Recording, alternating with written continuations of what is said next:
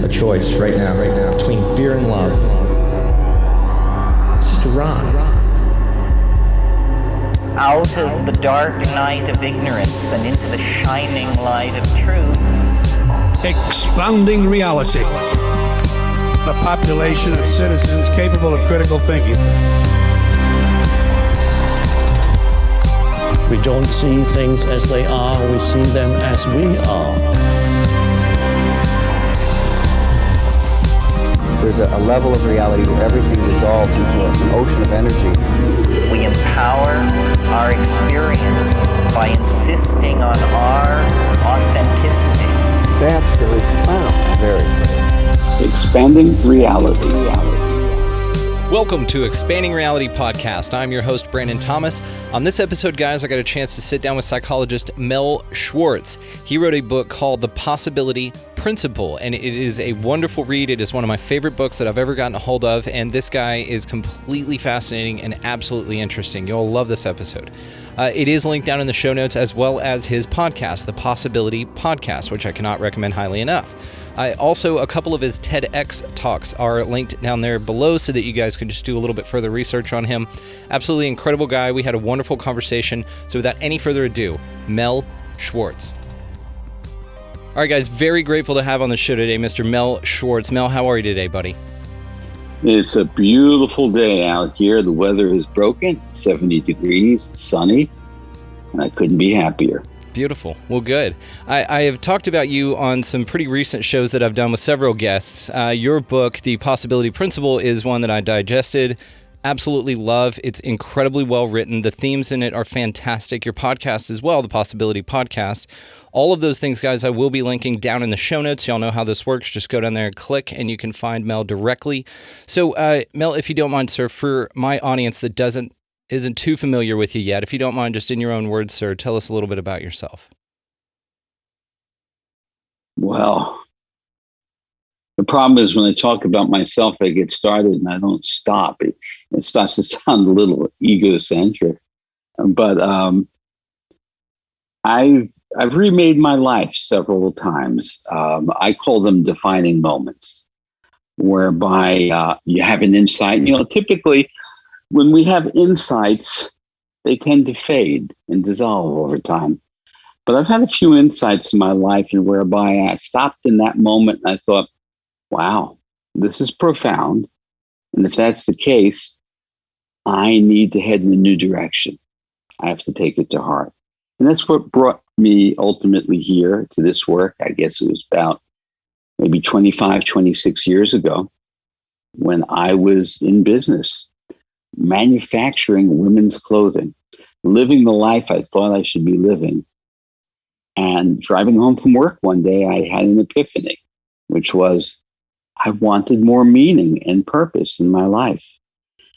And within 24 hours, I kind of had it. I had a sense of where I wanted to head and what I wanted to do. And that's what brings me here. And so to all of your listeners, I just want to encourage everybody to think and realize that you can remake any aspect of your being, of your identity, and of your relationships that you choose to. Just have to suspend disbelief. And that's why I'm here. Absolutely. And creating your reality is one of the underlying themes of this show, among many, man. It's called Expanding Reality. We talk about all kinds of stuff on this show, but I have really been in the habit and practice of recreating my life personally. I've been sharing this with the listeners. It's an ongoing journey that we've all kind of been going through together. And I've been grateful enough to pay attention to the acorns that the universe leaves, the little synchronicities, right? And excuse me, it is to that end that we met, actually. You popped up on Instagram one day, and my listeners know that this is a way that I've found several incredible guests and made some fantastic connections. And I'm grateful that we met. When we connected that day, I got your book. I downloaded it immediately. I went through it in about a week. It's a little over 6-hour audiobook listen, and it is perfect. Like I said, the defining themes in your book are so profound that I liken it kind of to Four Agreements by Don Miguel Ruiz. It's very, very dense in the fact of wisdom, and it's very readable in the fact of that you can digest the information, but the wisdom in it is something that I found so enlightening. And so I'd like to go over, if you don't mind, just a couple of things in your book, but if you don't mind, just tell us how the book came about before we jump into it. I lose track of how many years ago, but I developed a newspaper column in my local newspaper, which was pre-pandemic. It was Westport, Connecticut. And I had a column which I called The Shift of Mind. I'd write one article a month. After a number of years, when I had 100 articles written, a close friend of mine said, why don't you turn those articles into a book? That was painstaking and laborious because the articles were all over the place. And my older son, who was not working at the time, he had the misfortune of coming out of graduate school just as the Great Recession hit, started to try to thread it all together. And it's not the way anyone should write a book. But as that was occurring, I was becoming more and more steeped in these principles of quantum physics. I'd like everybody to understand that I have no proclivity towards science. I struggled in high school and in college to get a C in science. So when I speak about the principles of quantum physics, folks, let's keep this as very, very simple. I don't do the math. But the principles are, one, inseparability. So inseparability, and I do go into the science behind it, so it's not just an urging of New Age mysticism, but it correlates with what New Age mystics and Buddhists and Hindus have always spoken about, or Carl Jung called it unus mundus, one world. Well, science seems to be confirming that. And that's really counterintuitive. Maybe it sounds insane, but it appears to be true. So I looked at inseparability and I thought, how would our lives change if we came to see that we all are an inseparable participatory part of what we call reality? That it's not so much out there happening to us as though we're viewing it from a distance, but we are orchestrating it. And that consciousness is the primary driver of reality. I think in my book, I refer to it as a reality-making process. Because if we make a sentence that starts like this, if we say reality is and fill in the blank, we've made an error. Because the is suggests that it's fixed and unchanging. So we need not to use those to be verbs to get us stuck. Is, are, was. Language gets us stuck. And I speak about that in my book. So I see it as a reality-making process. It is always incessantly creating itself. But think about a wave crashing into shore. So I took the concept of inseparability and looked at how that could create compassion, empathy, and connectedness, and a relationship with ourselves and others. And then I introduced Heisenberg's uncertainty principle. Beautiful principle. He was astonished to find it. But unlike the way we were raised and trained to think that with enough data, we could know the future.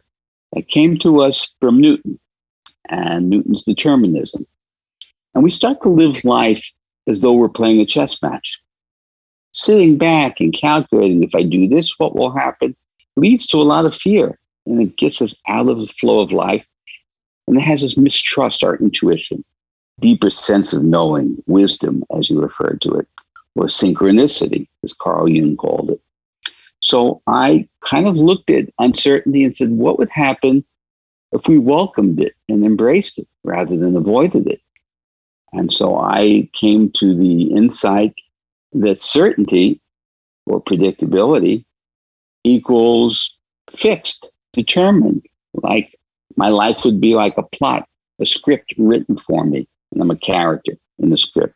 But if we welcomed uncertainty, that would equal complete possibility, potentiality. And there's the rub.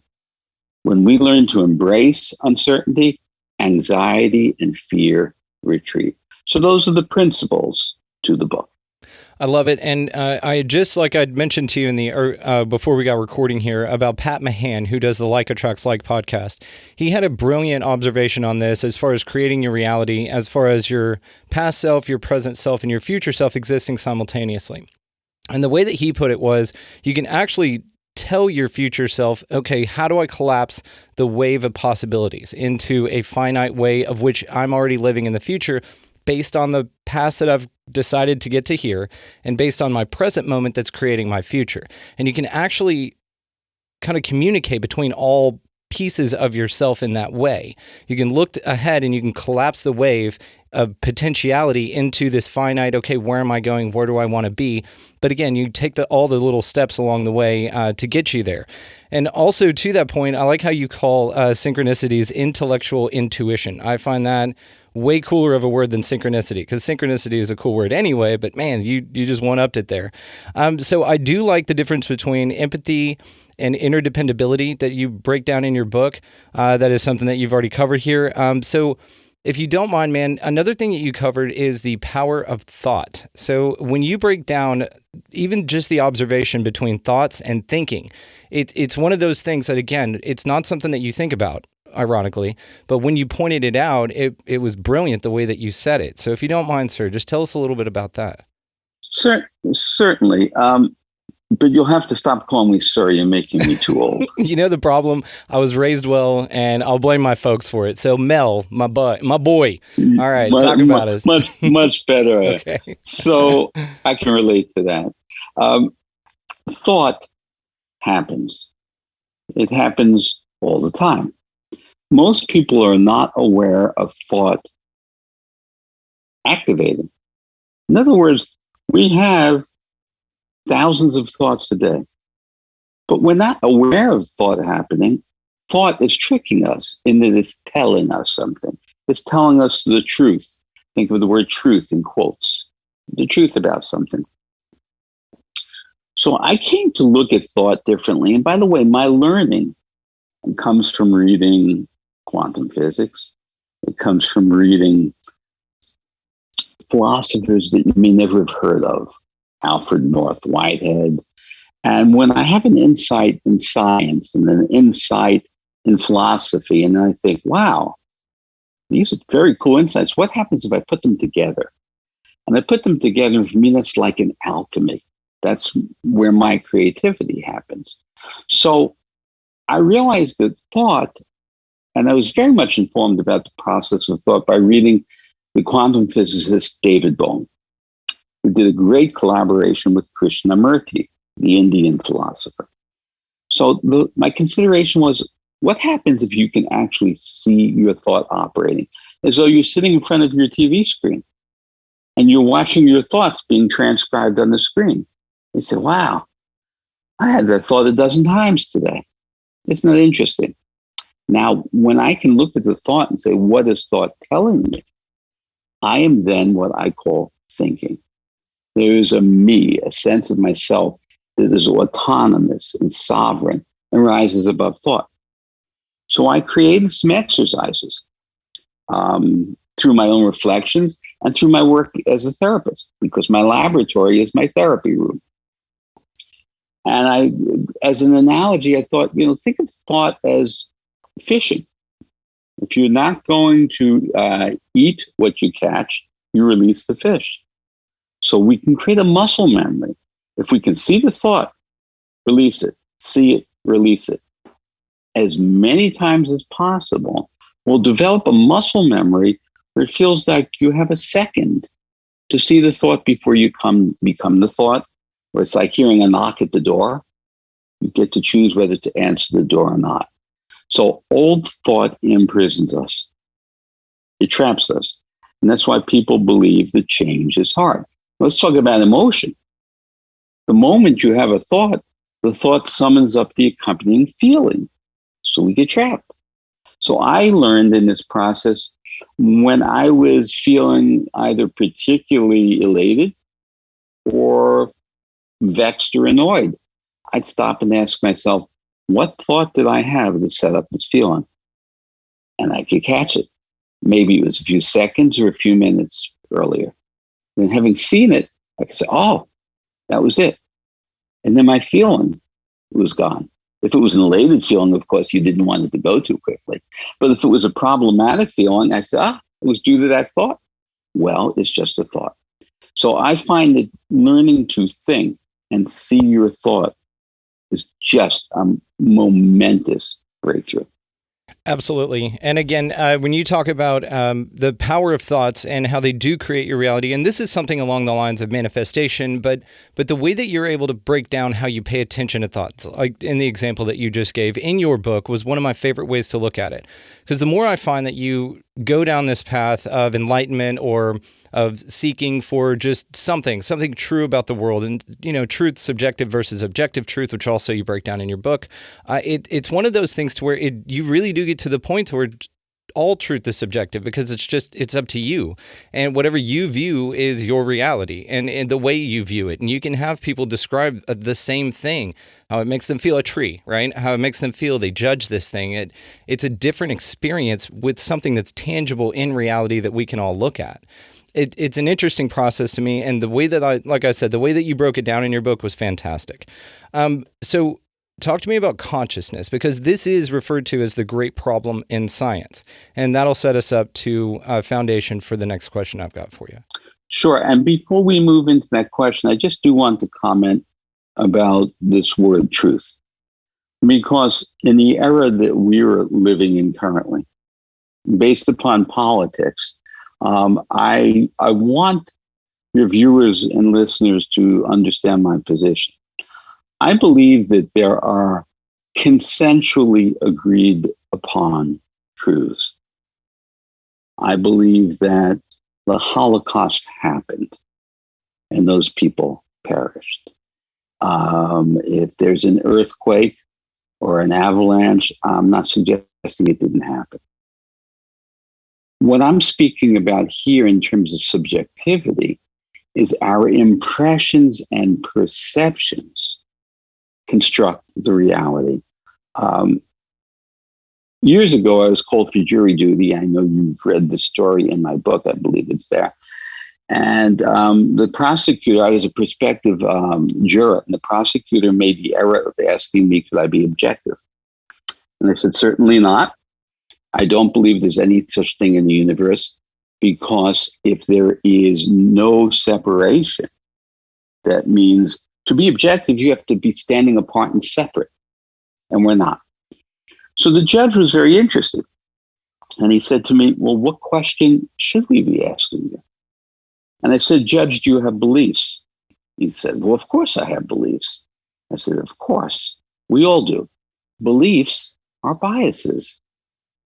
They're subjective. That's what a belief is. God help us if we had no beliefs, we'd be robotic. So I said to him, what you should ask is, can we be in touch with our bias and still feel you can do a fair job as a juror? Now, if we could communicate with one another, friendships, family, politics, different races, different religions, instead of antagonistically, if we could speak to each other about the filter of our bias, how things feel, how they look to us, we might actually learn to collaborate. But when we argue truths, facts, they don't change minds, and they just harden us. So I do believe in certain phenomenon and occurrences that there is and should be a consensually agreed upon truth about what is happening and not happening. Our perceptions of those experiences will vary. So I just wanted to discriminate between anyone who thinks that I'm suggesting there's no such thing as a truth or a fake news, for example. Right. And what's interesting too is that the objectivity of truth lately has been, or subjectivity rather, has been something that's been very interesting, because you will have people that argue facts, and then facts get distorted, and then now you have people, the more convincing you are on your argument then creates somebody's objective truth. And it's not necessarily the case. It just seems that it's interesting how we live in this time of just such confusion about how people feel. And it's really because I don't, in my mind, it's just because people are so led to believe anything, and that they don't really look within themselves. They don't understand how participatory the universe is. And they look at things as just, well, it's just laid out there before me. The answers are going to be given to me, and that's where I'll go. Now, the problem is when they're faced with two opposing or contradictory understandings that they're presented with, the belief of, okay, which one do you believe? They don't know where to go. And this is where the confusion lies. And now you're just operating on more of a convincing, or whatever you're more convinced by. Well, that's an excellent point you're bringing up. We as a culture are experiencing a critical loss of critical thinking. And critical thinking requires us to invite dissonance, to embrace confusion and complexity. But as a culture, we do the opposite. We dumb down. We think it's right or it's wrong. When I'm asked what I call an either or question, either, which I speak about in my book, either or questions is it this or is it that? I've retrained my mind so I cannot answer it, because either or questions oversimplify reality and we create horrible errors. This goes all the way back to Aristotle, who provided us with either or thinking. So if someone says, is this good or is it bad? They may get frustrated because I can't give a straight answer until we explore, well, what do you mean by good or bad? We need to dive into the complexity to get to the other side and reach some simplicity on the other side of complexity.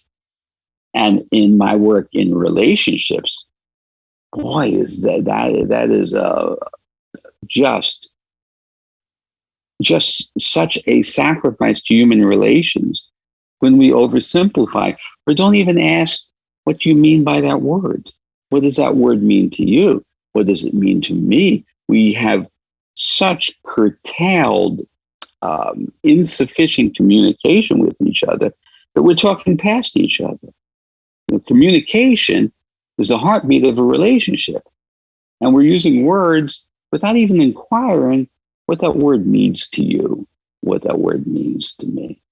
So I can go on forever about this. Get me back on track to answer your questions. I will point out, though, that in your book, you do have some wonderful examples of some couples. Of course, their names have been changed for obvious reasons, but you have some wonderful examples of interactions and how you'll catch some of your clients or patients on a particular thought, and then you really catch them. And what's interesting about it, the example you use, couples can all empathize with. You know, I mean, my wife and I, you battle this, not even battle, you re-articulate and reaffirm the way that you can communicate with one another constantly. And it's, but the longer you're together, if you could stick it out, I kind of compare relationships to a manual transmission car, okay? A little rough at the beginning, a lot of grinding of gears and stuff like that. And then when you finally figure it out, it's not smooth sailing, just step on the gas. There's still interaction that happens throughout the drives from there on out as you drive that car, but it gets smoother. Your transitions get smoother. You recognize how to read the road a little bit better.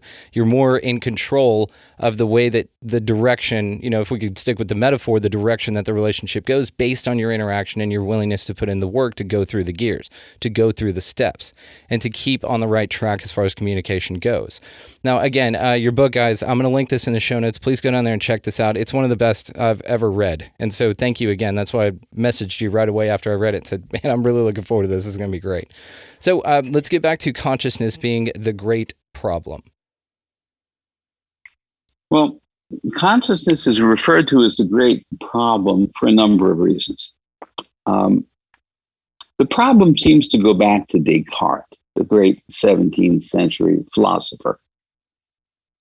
When Descartes said, I think, therefore I am, one sentence literally split apart mind and body. I think, therefore I exist. And it's amazing the power of one sentence. So nowadays, people talk about the mind-body connection. I gave a talk a number of years ago, and I began the talk. The talk was called Beyond the Mind-Body Connection. And I began by saying there is no mind-body connection. And people in the audience were shocked or surprised, not what they were expecting to hear from me. I said, we have to look at the word connection. I believe mind and body are as one. Therefore, the word connection is a misrepresentation. A connection takes two separate parts and connects them. You see, New Age thinking and holistic thinking has not gone far enough. Mind and body are no different than the head and tail of a coin. They're different aspects of the same. So we think of consciousness through traditional biomedical approaches. Consciousness, we think, is derived from the brain. So much evidence suggests otherwise. I think of it this way. If you're walking at the beach and you look at the sand behind you and you see your footprint, you wouldn't think the sand produced your footprint. Your foot left its impression. Well, neuroscience now for probably 20 years has been revealing that the thought you have and the feeling you have leave their mark, their impression on the brain. Now, we are taught that many people will say, I'm hardwired that way. Well, there are no wires. Again, wires, or I have a screw loose. Wires and screws are the language of Newton's machine-like universe. We have no wires, no screws. And when we study the brain chemistry of people who do deep meditation, their brain chemistry is altogether different. So I believe that brain chemistry is secondary. Thought and feeling is first. But let's come back to your core question about consciousness. I equate consciousness with being. Whatever words we choose to describe it, soul, being, spirit, consciousness is an energy. And I see that energy as temporarily existing in human form, in human life, and a conduit of that is the brain. But the consciousness is primary. And if we look at the unlimited amount of what we call near-death experiences throughout the world, when people are declared dead, they're flatlined, no brain activity, no heartbeat, and they miraculously come back to life and describe exactly what happened when they were presumably dead. Well, there's evidence then that what we call consciousness survived the death of the physical being. Now, in the book, you referred to synchronicity, and I don't suspect we'll have time to go into that in depth today in this interview. But synchronicity is an example whereby consciousness is not limited in any way to physical proximity. It transcends all physical limitations. And we have the ability to connect and correspond with the universe and with one another instantly. So there's no signal being sent. So consciousness, for me, is the fundamental stuff of reality. And the material things that we think are reality are secondary. And again, no separation and distinction between consciousness and the physical, but I see consciousness as primary. Yes, and the non-locality of consciousness is what's interesting. And I love that how you related it back to quantum physics, that spooky action at a distance, as Einstein called it, where there are two particles that can interact no matter what the distance is instantaneously, meaning that there's no linear line of communication, that it happens instantaneously, which again leads back to what you said, which I believe, man, I don't believe I have ideas, but what I do like about that fact is that it shows that everything is connected and that we're all one, and that we're just individualistic expressions of that, just here to have whatever kind of experience that we want. But we're all connected at a deep, deep, deep level, and that's where consciousness resides if we want to kind of put a place to it. But it does not, like you said, reside in the body. I mean, and science tells us that, like the NDEs, like you're talking about. That's been a big way that they have looked into it. And I think it was, around the 70s when they started figuring this stuff out. And people say, well, why the 70s? It's like, well, we didn't really bring people back from, the brink of death before that. We really didn't have a lot of means to get these stories from people who were dead and then brought back. We have the technology now to do that, and that's when these stories really started popping up. Absolutely so. And in some cases, it wasn't just technology that brought people back. They came back. Yep, they chose. But when you're speaking of what Einstein called spooky action at a distance, what you're referring to is, and this was a great thought debate that divided the field of quantum physics for decades. It came around a thought debate, and the debate was this: when two photons, particles of light, exist in what's called an entangled or shared state. Let's think of them as twins. And as twins, they're absolutely correlated. So if one has a negative spin, the other one has a positive spin. So the thought debate went like this. If we take them and separate them by a great distance and change the spin of one, what will happen to its twin? Now, Einstein is one end of this debate and Niels Bohr on the other end. Both men agreed that the other particle would have to change its spin because they're always inversely correlated.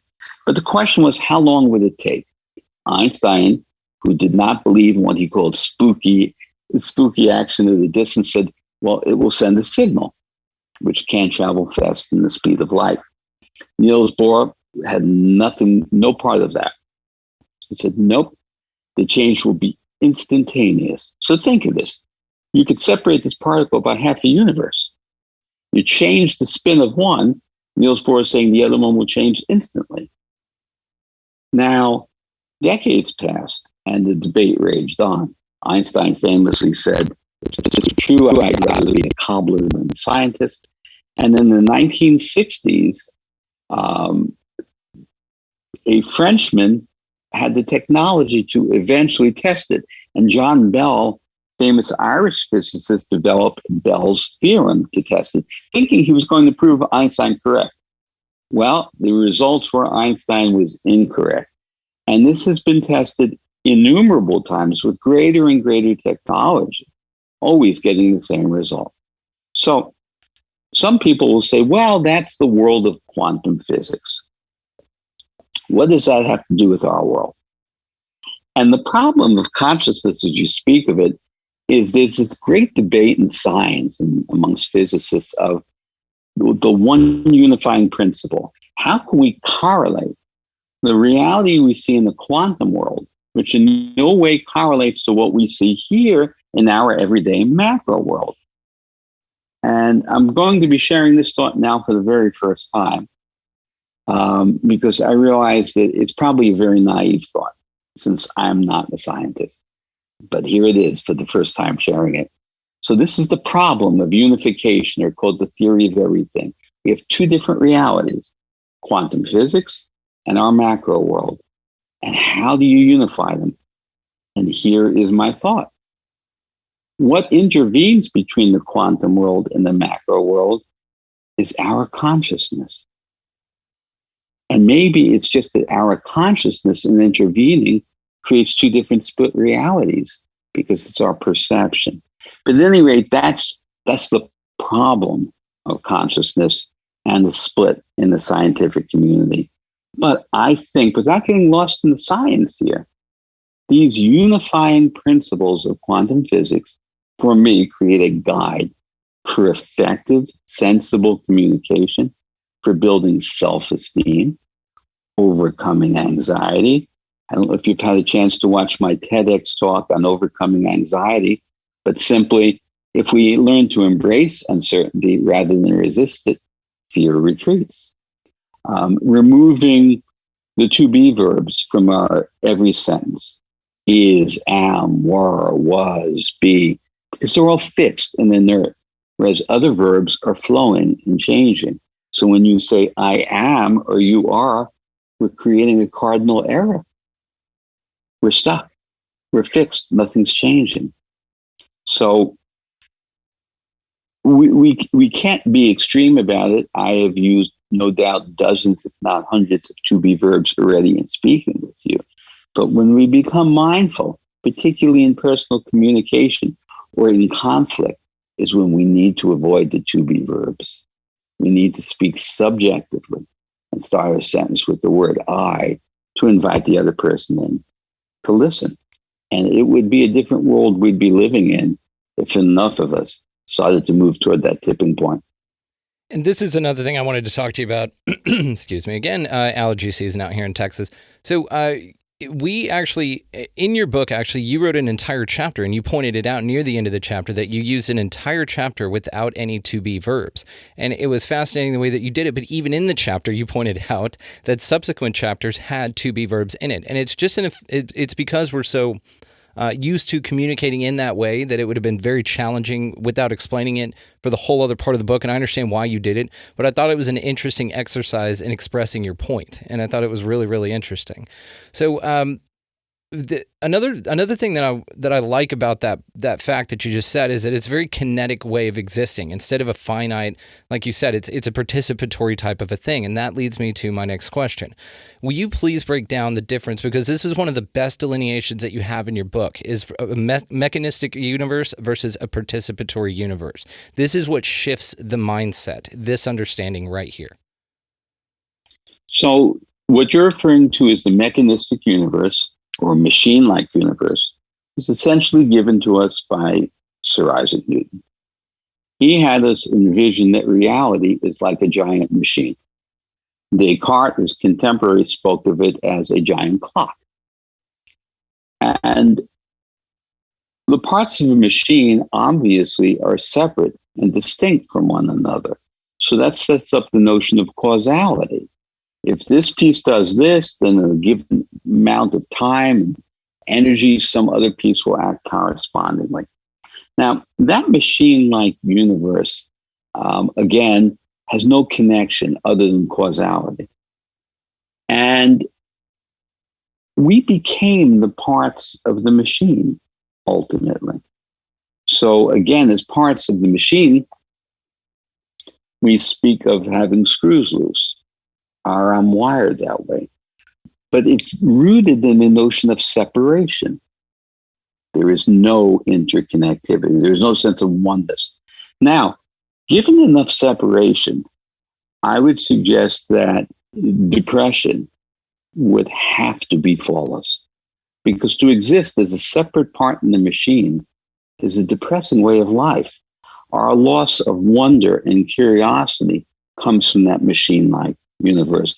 I think it also contributes greatly to greed and runaway greediness, because as a part of a machine without a soul, without connectivity, there's very little else to do other than play the game, win, compete rather than relate, compete rather than collaborate, win rather than connect. I see them as the themes of destruction and ecological disasters, because then we see our environment and the planet as something to exploit, not to be in harmony and have a relationship with. Now, shifting to the themes of quantum physics, or what you correctly call the participatory reality, is if all of reality presents as one, and we are all inseparably connected. Again, we shouldn't use the word connected. We are all inseparably participating in the creating of that reality perpetually. Then harmony, collaboration, love, kindness, empathy would be the ruling tenet of that reality. And we're not separate observing, we're participating. So there's profound sense of meaning and purpose, not only just in my participating proactively in my own life and orchestrating it, but realizing what I do and don't do, what I think and don't think impacts everything on an infinite level. So moving from the machine-like universe into the participatory realm provides meaning and purpose and harmony. I could just go on and on and on. So I see that as the fundamental and great question that you ask, because in almost all of my interviews, nobody really comes back to this point. It may sound too philosophical or too scientific, but it is the core. Now, I want to add this. I have never worked with anyone, adolescent, young adult, any age, who suffered from depression, who had still maintained a sense of wonder and curiosity. Now, in the machine-like universe, there's no sense of wonder. It's about analyzing, drilling down. Now, wonder, I consider the word wonderful, used to mean something full of wonder. Like, what a wonderful rainbow. It was full of wonder. Now look at how we use the word wonderful. Kid comes home from school and gets a great report card, and you say it's wonderful. Well, it may be a sense of wonder, but really we're saying great work, wonderful report at work. We don't respect curiosity and wonder. We've been losing the core principles of what it is to be human and to be able to survive on this planet ecologically. And the great thinker Gregory Bateson spoke of an ecology of mind. Think about that. All the chaos we see out there ecologically is simply the fact that our minds, our inner minds, are not operating ecologically. We splinter and fracture wholeness. And when we do that, we lose reverence and the ability for sensibility. Here's an example. I do believe I shared this in my book. Decades ago, the FDA decided that a particular pesticide was too toxic, and so it could not be sold in this country. But it was okay to manufacture it and export it to Mexico, where they sprayed their produce with it, and they then exported that produce back to the United States. So what good does that do us? All right? We're selling nuclear reactors to other countries that we had deemed unsafe to have in this country any longer. We are one planet, one universe, all participating. And when we start to think and act from that credo, life looks entirely different. I'm reminded also of the example of Rockefeller with Standard Oil selling his oil that the Nazis needed for their planes, and that was the only oil that would run their planes, but we manufactured it here in the U.S., and a U.S. citizen sold it to the Nazis to kill U.S. soldiers. That type of mentality, that is that mechanistic. That is the competition versus cooperation. I've got a good friend that I've had on the show. His name is Victor Bang, and he did a great little breakdown on that concept of competition versus cooperation. And his example, of course, was you wouldn't have one hand fighting the other hand. They cooperate together. It's not a battle over the other because they're the same thing, right? And that's where the separation lies, is in that understanding.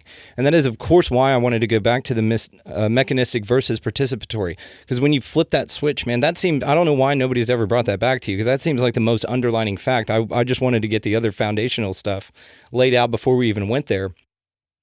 I will say that, like I said, your book, man, I'm going to be linking in the show notes here. We'll probably wrap this thing up here in just a little bit because I want to save some for inviting you on in the future. Would you mind, though, if you don't mind, just bring the tennis ball example that you have in your book of how to becoming alert to our thoughts. I thought that was a wonderful example, and if you don't mind, sure. we'll end on that. Certainly. So as we were speaking earlier about the awareness of seeing your thought, I envisioned it this way. Imagine that you're playing tennis, and as you hit the ball and it crosses the net and goes into the other person's court, based upon where you hit the ball, whether they're going to be running in or out, hitting it as a forehand or a backhand, you start to anticipate the return. You start to lean in a certain direction. You put your racket in a certain way. You become anticipatory. If you waited until the ball was 6 inches in front of you, no chance of returning it. So it's an anticipation of that ball that we play tennis and do many things. I've learned, and since I've learned, I have taught the people I work with that we can be anticipatory of thought. I've learned to be able to sense thought arising before it actually becomes a thought. Now, that's just a nanosecond, but that nanosecond feels like the world of possibility. And you can learn this. Everybody can learn how to do this. So it takes us out of being reactive, because when we don't see thought, we have the feeling, we're reactive. But if we can see the thought and see the feeling, that's responsive. And when we can respond rather than react, it's a whole new ballgame. So the way to do that also is to be able to say to someone, I'm having a thought. Let me tell you what my thought is telling me. Or, when you said that to me, I noticed I was starting to feel really angry. Let me explain to you why I'm feeling angry. If I notice my feeling, I don't have to become my feeling. It's a whole new level of communication. And it's great. And back to the depression anxiety thing. What's interesting about, and I heard the example that depression is because you're worried, or thinking about the past, anxiety is because you're worried about the future. And what I like about your book is because, yes, man, there's a million ways that you guys can live your lives out there. There's a million ways to view why things happen and causality. What I like about it is you put it in very grand terms that are very simple to apply once you get the practice of them down. Because the recognition, again, like the Four Agreements, man, Don Miguel Ruiz, that chapter on, don't take anything personally, that's a really hard pill to swallow. And that's one that's really tough for a lot of people. But once you do get the understanding of that, just like anything in your book, you can move forward from that now that you have the tool in your toolbox of power, that you have the awareness of it. That's the big thing. And the way that you put things in there, man, like I said, I can't speak highly enough about your book. I've been recommending it to everybody that I talk to. And this was an honor to be able to sit down and speak with you today, man. I can't thank you enough for your time. So I will be linking all the... I just want to add, I've enjoyed speaking with you immeasurably.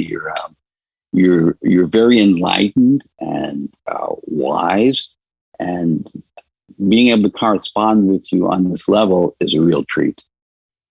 Incredibly grateful. And one of the biggest compliments I've ever gotten. I'd say a lot of this wisdom came right after I read your book. So right back at you there. But thank you for saying that. Like I said, guys, I will be linking all the ways to find him in your show notes. I'll even throw your TED Talks in there too, because they're brilliant. If you don't mind, man, in your own words, just if you got anything else that you'd like to say or to wrap up here, and then we'll do this again soon, hopefully. So my book is all about possibility. And those possibilities can be achieved. We can exceed them. We can embrace those possibilities. Again, once we let go of imprisoning thoughts and beliefs. So one of the most powerful questions you can ask yourself or someone else is, how did I come to that belief? Because beliefs that go unexamined are blinders that they imprison our lives. So we all operate from beliefs, but we owe it to ourselves to ask, how did I come to that belief? And sometimes the answer is simple. Well, it's what my parents believed or what my friends believed. And really, is that the script we want to live? So look at your beliefs and revisit them, and open to holding on to some and changing some. That's the gateway for change.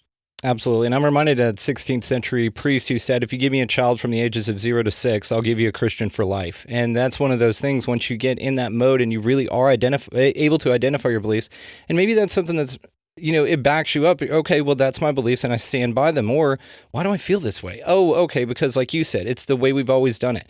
And I heard a long time ago too, that's the most dangerous sentence ever spoken by humanity is, well, that's just the way we've always done it.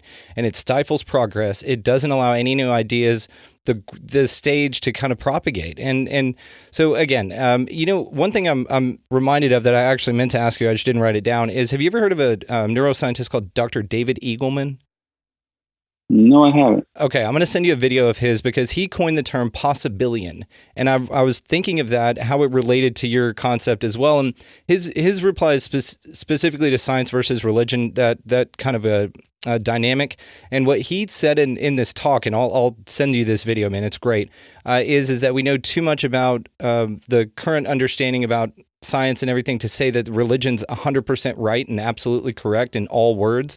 And we don't know enough about science and the future and our universe to say that there is no God or that there's nothing out there. And so he coined the term possibillion, which reminds me of your work, just being that you're open to possibilities, that you're not set in a finite idea that's going to snuff out any type of new interaction, just solidifies cognitive dissonance, and that possibillions can't operate that way. We choose not to. So I identify as a possibillion. Like I said, I'll send you that video because it's absolutely brilliant. Thank you. That's great. I can't thank you enough, man. This was absolutely wonderful. And guys, again, all the ways to find him will be linked in the show notes, as well as his TED Talks. I'll throw those up there as well. So thanks again, sir. This was a true honor, honestly. My pleasure. incredibly grateful for Mel Schwartz spending some time with us on the show today. His book, The Possibility Principle, will be linked down below, as well as his podcast, as well as a couple of TEDx talks that he has done. Incredible guy, absolute wisdom coming out of this man, and I can't wait to speak to him again. This was a true honor. So as far as this show goes, guys, you can find us at expandingrealitypodcast.com. That is where the links to all of the socials are. The YouTube link that will take you to the page, Expanding Reality on YouTube, so you can see this version of this and all the other episodes as well, will be linked at expandingrealitypodcast.com as well. If you have any questions, comments, you can do them there, or I still have the Expanding Reality Podcast at gmail.com if you want to reach out that way. Whatever you want. We're not hard to find. To that point, guys, go on out into the world this week and every week and pick up a piece of litter.